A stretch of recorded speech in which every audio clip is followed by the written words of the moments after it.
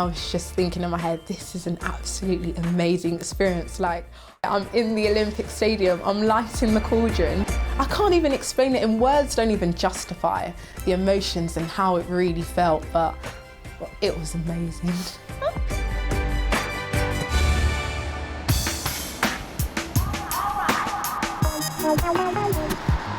A Londoner herself, 17-year-old college student Desiree lives in Enfield in the north of the city. One of four sisters, Desiree and the other young athletes had to keep their role in the Olympics opening ceremony a secret from even their families. After the event, they were given their torches, a memento from the biggest night of their young lives. I've actually got the Olympic torch with me at the moment, and this was the exact torch that I actually used in the opening ceremony.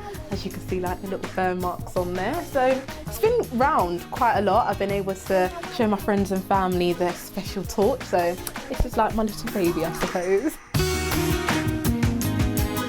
This is like my room, just to relax and be myself, I suppose. Just get away from quite a bit of athletics, because before, my whole room, well, this wall used to be covered with loads of pictures from my athletics and my sporting achievements, but I suppose now I like to just come back to my room and relax and just kind of get away from athletics, really, I suppose. So it's more of a detox room.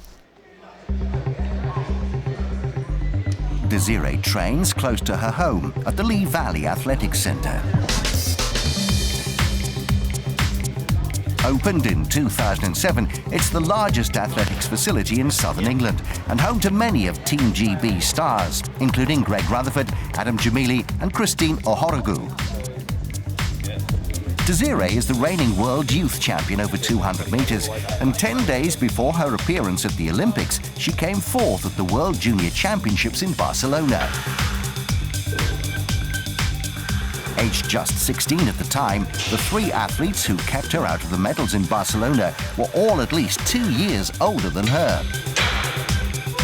For me, making it into the team was a massive achievement in itself, because I didn't actually think I was going to make it for the 200. And so once I was actually given that opportunity, I just thought I need to basically go out there and really show my full potential. So making it to the final just felt even better, and then to come fourth, you know, just missed that place in the medal table, but I'm just really happy that I was able to perform to my best ability. Like, I ran a season's best, I think it was in the semi-final. So I just thought, yeah, just keep going. Yeah, the girls are a lot older than me, but I always just think on the start line, they don't really care. You've literally just got to go out there and perform. And I believe that I'd done that.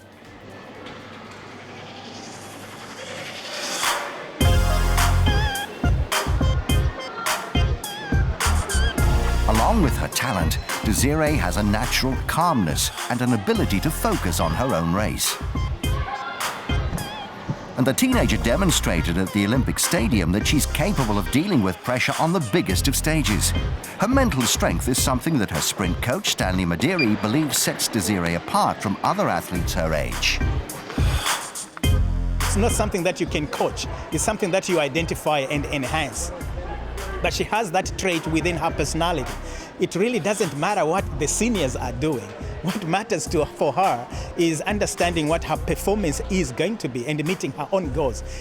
And because she understands that, then the field or the environment or the lineup becomes a bit irrelevant or secondary. And hopefully we can continue to build that resource, because it is a huge, huge resource, you know, to be able to contain anxieties in a competitive environment.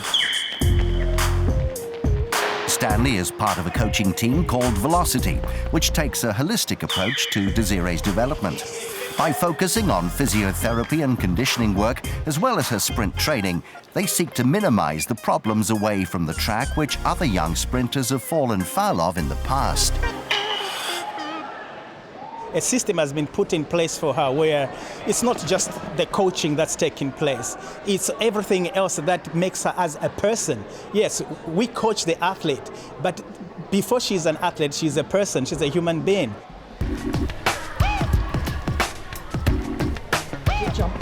Desiree models her smooth running style on her idol, American sprinter Allyson Felix.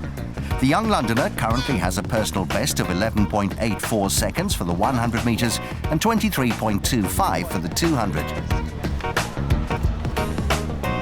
John Denford was the coach who spotted Desiree's potential and remembers being instantly struck by her talent.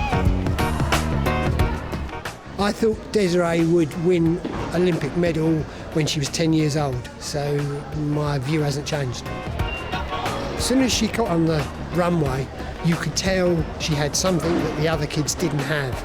And as soon as they blew the whistle to go, she just flew. It was just, she makes running look effortless. If you ever watch her, it's effortless, and that's the success. After such a memorable introduction to the Olympics, it's hardly surprising that Desiree dreams of one day making her mark on the Games as a competitor. Becoming an Olympic champion is her obvious goal, and she's under no illusion as to what that requires.